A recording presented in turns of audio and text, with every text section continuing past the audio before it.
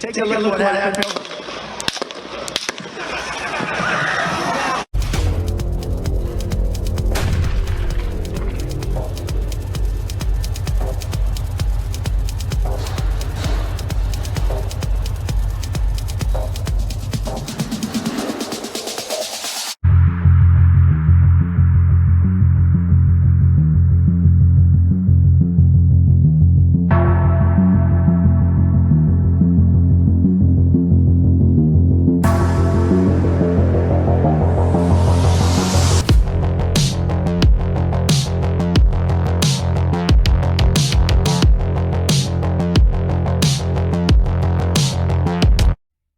Hello, everybody.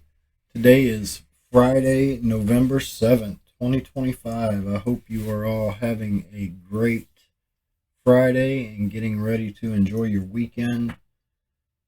I've been gone from YouTube now for probably about a year. I deleted just about all of my content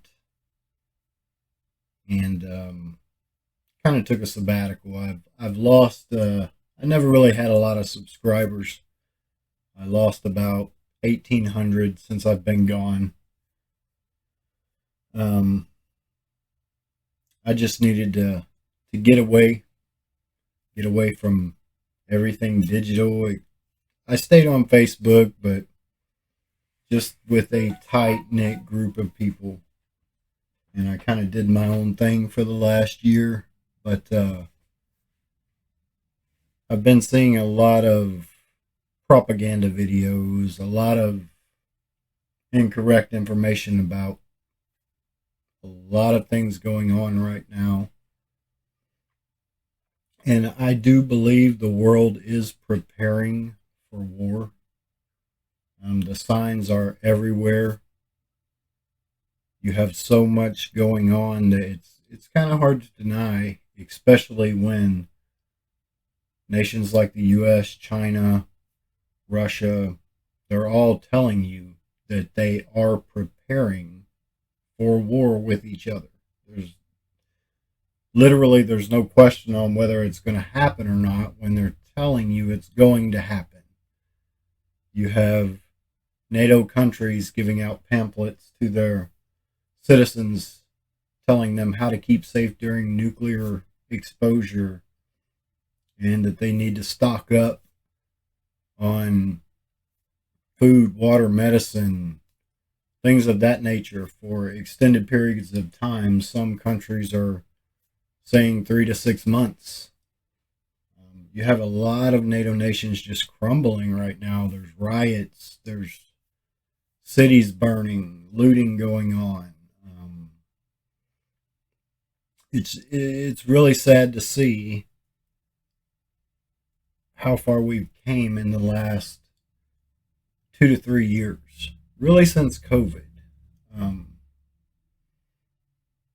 Is frightening. And if you were to condense everything that's happened since COVID into a 24-hour period, the world would be panicking, screaming, war is going to start tomorrow.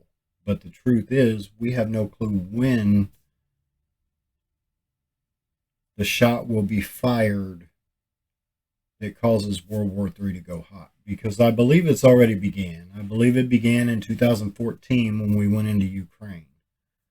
And some believe that it began much earlier than that, which very well could be. That's the flashpoint for me that sealed the deal for World War III. And this deal in Venezuela basically right now is just a repeat of the Cuban Missile Crisis. You know, we were going to put nukes on Russia's doorstep back then, which we have now. We've broken every treaty, every agreement we ever made with them. But during the Cuban Missile Crisis, we were going to put nukes on Russia's doorstep. In return, they were going to do the same to us, which created the Cuban Missile Crisis. Venezuela, we've already literally overthrew their government one time. It didn't last. It didn't work out. Things went right back the way they were. kind of like with Afghanistan and Iraq. We every time we try this, we fail, yet we continue to repeat mistakes made in the past, expecting a different result. Kind of like New York right now. They want change, so they keep doing things the same until it gets worse and worse and worse until it's irreparable. And I hate watching some of the people like David Hookstead because it's just total propaganda. I love my country. I love our military guys and girls. But to believe and say that we are the best and we have the best at everything and anything is just a fallacy. And you have to separate what's real from what's not. You have to take the known facts and what's being said and separate them to get your truth. And a lot of people watch people like D. Hookstead and they just take everything at face value and they never look anything up. And to me, that's very dangerous. Today, I want to go over some of the big signs that I see happening right now and why I believe it's happening. I believe this is every nation going through the same thing, and it's all about oil and lithium, rare earth minerals. I believe they see the future and they're grasping at straws on how to get there. I listened to a very well-known oil man, a CEO of a large company, talk the other day. And he was talking about oil and how it's in everything. It's, just about everything is made from oil in some way, shape, or form. And he was talking about fracking and why they're fracking. The average oil well lifespan is 20 to 30 years. And once that stops producing enough to make it profitable, then they start fracking that same well. Well, they have to pump so much salt water in between those layers to suck all that out, and then they have to separate the oil and the salt water. Then they've got to do away with the salt water because now it's contaminated, so they can't just pour it out. And listening to him talk, it was between $6 and $20 a barrel, I believe he was saying, just to get rid of the contaminated salt water. And it's costing about $60 a barrel to produce oil right now. And the cost of oil is below $60 a barrel right now, which is just unbelievable to many people. It's kind of like the stock market. We're just in an everything bubble right now, as many are saying. And it only takes one thing to pop everything. Could it be the price of oil with the Russian plants going offline due to the war between Ukraine and Russia? Could it be that we attack Venezuela, we get rid of Maduro, take over, install a puppet government, and we start pumping out that 300 and something billion barrels of oil that Venezuela's sitting on? Venezuela has the largest oil stockpile in the world.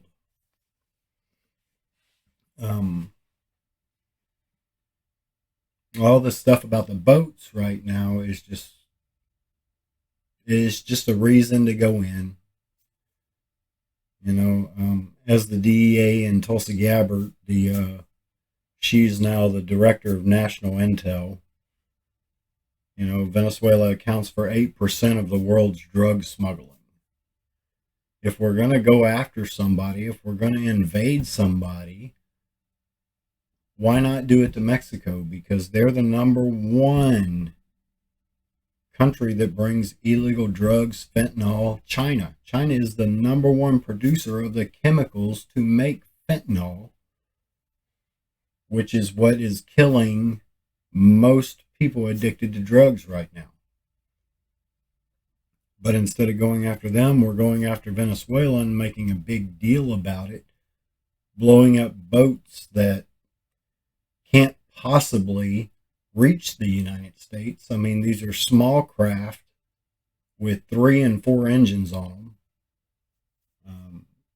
It would take hundreds of gallons of fuel to reach the U.S. It's just insane to me that people believe this bullcrap. They've got tiny crafts and they are hauling something. Could it be drugs? Yeah, possibly. They may be taking them between countries. Who knows? Venezuela is a huge trafficker of things like cigarettes and tobacco, coffee, all those kind of items. They do a lot of smuggling with that also. But I don't believe right now, with the artillery that the U.S. military has, and having blown up so many of those small crafts, I do not believe anybody is stupid enough to try to traffic any drugs right now. Yet we keep blowing up boats, and I'm just not buying that story. I've seen the boats. I'll show you one in a minute. I mean, you can tell there's absolutely no way that these boats can reach the U.S. It's not possible unless they have a tanker boat following them to fill up their engines. It's not possible. And I'm not the only one who stated this. There are many people who have stated this. And you actually have military generals quitting over these attacks on Venezuela because, one, it's against international law, but I'm not even going to go there. The reasons behind it are obvious, though. It's obviously oil. And people think we have all the oil we need. We don't. We constantly buy oil. Every day we import oil from other nations. And, back during Donald Trump's first term in office, when the U.S. was hollering energy independent and all that, we were still buying oil from Russia daily. You can look on the U.S. government websites and see the purchase amounts. All of that is public information. And you can see how many millions of dollars per day in oil we were buying from Russia alone. The fact that any nation can be energy independent right now is simply not true. It can't happen. We have literally decades of building to even get to that point. And a lot of people don't understand. You see these big wind turbines, mainly out west, and they're building them out in the ocean. Those are mainly used to power the oil pumps to bring up petroleum, because our oil rigs are in places where our nuclear power plants don't produce power to. There's no power lines out there. So they'll throw up wind turbines, and then they have the power for their oil field or their gas field.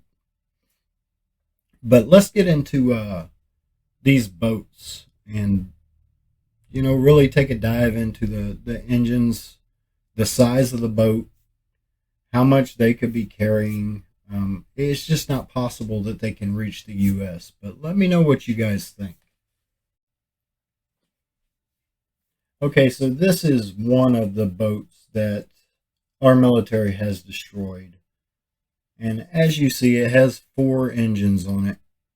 You can clearly see the engines right here. Now, this little craft would have to travel between 2,000 miles and 3,500 miles, depending on where in Venezuela they left, in order to reach the United States coastline. That's a lot of fuel when you figure each one of those motors will use about between 1 and 5 gallons of fuel per hour, is what the estimates are for a boat this size with that many engines. They would have to have a tanker following them with an astronomical amount of fuel on it for that boat to reach the U.S. Now, are they smuggling something? You can see stuff right here in the back of the boat where the seat is or the cooler would be. And they very well may have drugs there. That very well may be cocaine. But is that boat coming anywhere near the United States coastline? Absolutely not. Is it linking up with another craft that could make it to the coastline? Absolutely not. There's just no way these boats are bringing drugs into the United States. Even the little submarine that they killed, the homemade submarine that they blew up, that's definitely a drug smuggler. But was it coming to U.S. mainland? No, absolutely not. There's no way for these boats where they're at to reach the United States coastline. Now, if they leave from Mexico, yes, they can reach United States territory. But that's a totally different story. We're talking about the boats leaving Venezuela. Anybody buying this story about drug trafficking is just very naive and believes anything they're told. You're not going to send that much hardware to an area for drug smugglers. You're not going to do it. What we are sending that much hardware to the territory for is because Russia, China, Iran, North Korea, they're all backing Venezuela now. Militarily, yes. Russia has sent, the S-300 weapons there. Venezuela has a very capable air defense setup. They can even strike ships with it. The S-300, and they've got 2 others. Can they strike U.S. mainland? Not to my knowledge, unless Russia has snuck something in there. And that's very possible because Russian ships and aircraft have been delivering quite a bit of hardware to Venezuela in the last couple months, and it has really ramped up over the last week. But these boats that they're blowing up, there's just absolutely no way they can reach our coastline. And I would have to say it's over the 303 billion barrel oil reserve before I would that it's over drug trafficking. Could it be over BRICS? Venezuela wanted to join BRICS? Possibly. We want to be the world's police, but we don't want to be policed. We want to do things to other nations that we don't want done to us. We don't want Russia and China in our hemisphere. But we want to set up camp all around their countries. But you can't have it both ways. You can't do something to one nation and expect it not to be done to you. And Russia has stated such.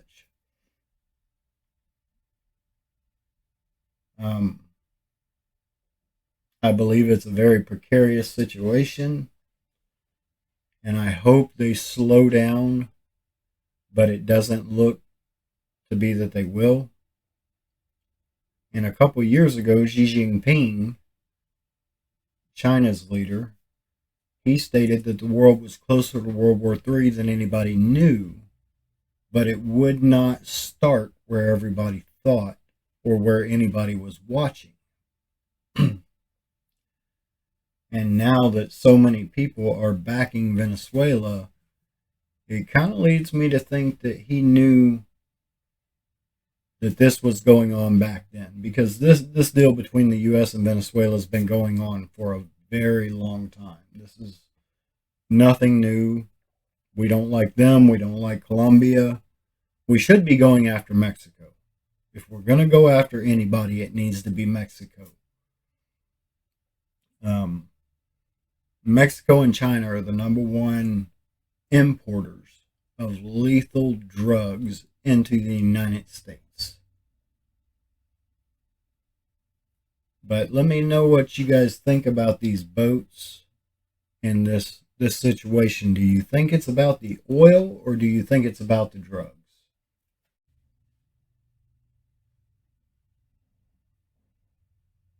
Now I'm going to get into a little bit about why I'm leery about the things that have been happening lately in the buildup of weapons. Hypersonics aren't real new to the world, but they're fairly new to the U.S. And like I was saying earlier about David Hookstead, I have nothing personally against him. I just think he's a very proud guy who refuses to accept reality. And we're not talking about my reality. We're talking about known facts, factual evidence of what exists, what has been tested, what is out there available to be fired with the push of a button. It brings me back to a famous quote from Albert Einstein. They asked him how he thought World War III would be fought, and he said, "I know not how World War III will be fought, but World War IV will be fought with sticks and stones." And I believe that hypersonic weapons are the answer that in his time he had no clue that they would exist or their capabilities. Now, do we have hypersonics in the U.S.? Yes. What we do not have is a maneuverable hypersonic missile. Now, a hypersonic weapon, typically, as stated here, goes above Mach 5, which is just a little over 3,800 miles per hour. I think it's like 3,838 miles per hour for Mach 5. And then you get up into the Mach 7, Mach 10 weapons. Some countries claim to have Mach 15 weapons. And this is very possible. I mean, the Burevestnik, Russia claims to have just tested that, and the Poseidon. And those would be just devastating weapons for us to deal with. We couldn't deal with them. For one, the most heavily guarded airport in the world is in Israel. You've probably never heard of it. It's what is it? The Ben. Oh, let me look. Let me look up the name. Ben Gurion Airport in Israel. This is the most heavily air defense guarded airport in the world. And this is facts. This is factually proven. Iran struck it. And I remember distinctly when it happened, we were all on a live stream together that night, and they struck the runway. And everybody laughed. They said they have horrible aim. I was like, you guys missed the message. The message Iran gave to Israel is, we can strike you anytime, anywhere. Iran is far below Russia in weapons. They're and I know Russia has taken their time in Ukraine, and I believe that with the weapons that we have seen Russia use, we have seen the Kinzhal, we've seen the Oreshnik, we've seen these weapons be used inside Ukraine. And did Russia need to use them? No, they didn't. What I believe Russia was doing is battle testing the Oreshnik. They battle tested these weapons. And the Oreshnik is a very, very terrifying missile that we can't contend with it. Nobody can. Not even Russia would be able to shoot this down with ease. We have the Patriot missile system, and you hear a lot of people, once again, I hate to keep bringing his name up, but David, they make a big deal out of this system, and it's a very poor system. In our wars, it shot down Allied aircraft. It has a very poor interception rate. Just about every one of them we've given Ukraine has been destroyed. Russia has blew them up. So if you can blow up our best missile defense system that we have, what defenses do we have against your weapons? Do we have any weapon like the Oreshnik? No, absolutely not. We have nothing in the field. What we do have is one that's being made, and it's supposed to come out the end of this year. They say it's been tested. I guess we'll see. It's the Dark Eagle, as you see here. This is the national defense, and they're talking about how we look to field our first hypersonic weapon. So obviously, we do not have anything on par with these weapons. That is a proven fact. Now, do we have nuclear bombs? Yes, of course we do. There's many countries that have nuclear bombs, but there are none like these. The old school nuclear bombs can be shot down. Is it easy? No. Can they be shot down? Absolutely. Russia has the most deadly nuclear bomb known to ever exist. I don't remember if it was 330 times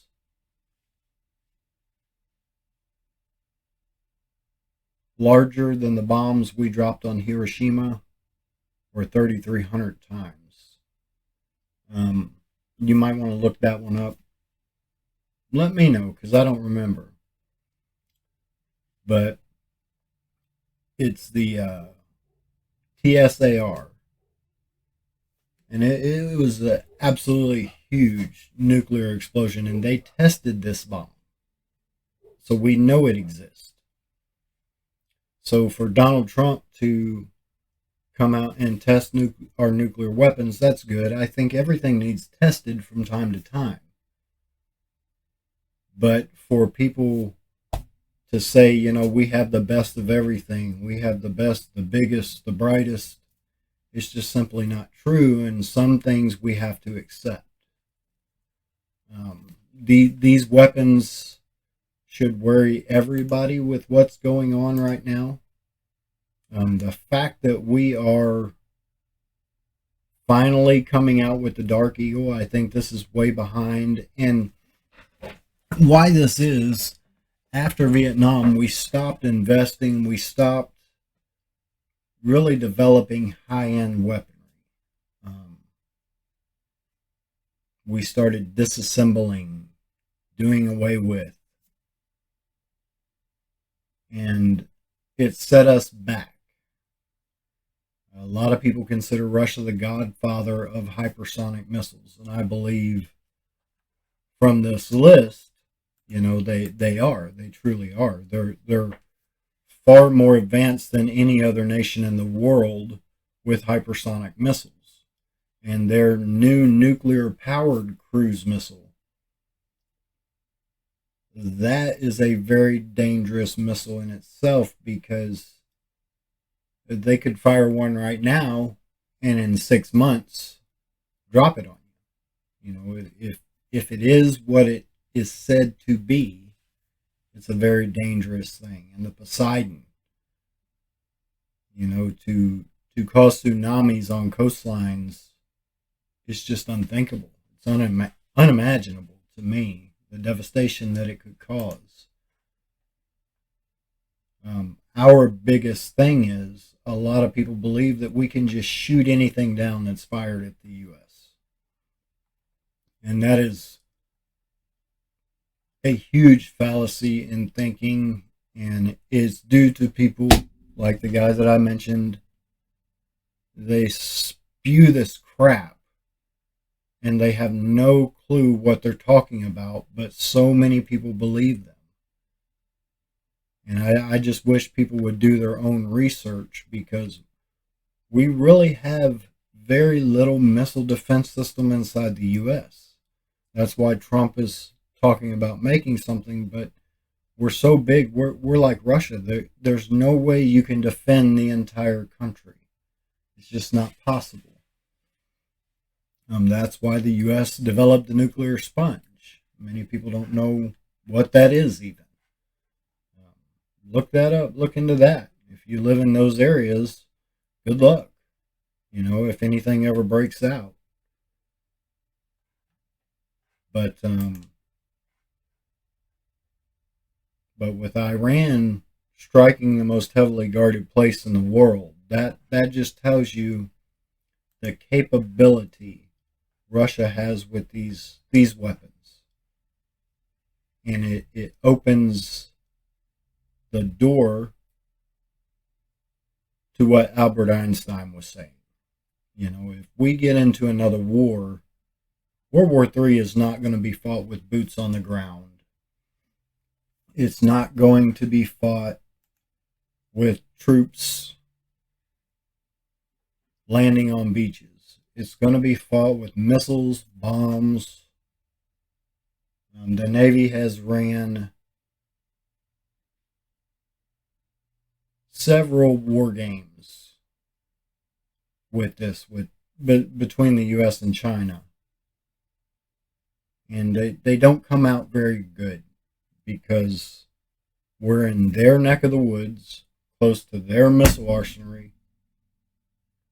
and they can sink our ships. It's just insane to me that people think that we are so much better at everything. Are we better at some things than other countries? 100% yes. I agree with that. But factually speaking, we are not the best at everything. And we can't just go around pushing people around and expecting them not to push back. And I think that's what BRICS was made to do. And a lot of people say, look, BRICS is not a military alliance. And I told guys 2-3 years ago, that's the wrong way to look at them, because you cannot be financially tied at the hip and not back each other militarily. It's just not possible. And now we're starting to see Russia and China signing military agreements. Russia and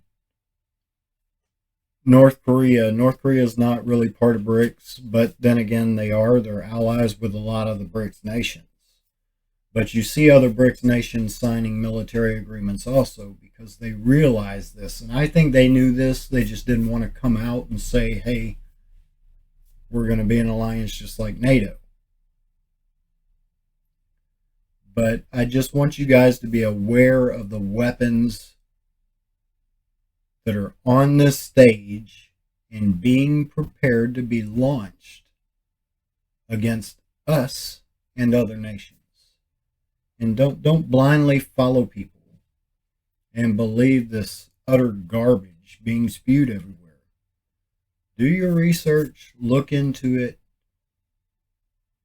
and hopefully it doesn't happen. But the price of gold over $4,000 an ounce again today says that something very major is coming. And I've been kind of worried about it for a few years. But with recent current events, I would say everybody should be preparing, like the UK is telling their citizens, Finland. Everybody should be stocking up something just in case. Because when this starts, we're not going to know. It'll happen. Will it immediately be nuclear weapons? I hope not. Could it be? Yes.